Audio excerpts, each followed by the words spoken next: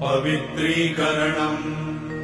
ॐ अपवित्रः पवित्रो वा सर्वावस्थां गतोऽपि वा यः स्मरेत् पुण्डरीकाक्षम् स बाह्याभ्यन्तरः शुचिः आचमनम् ॐ अमृतोपस्तरणमसि स्वाहा ॐ अमृताभिधानमसि स्वाहा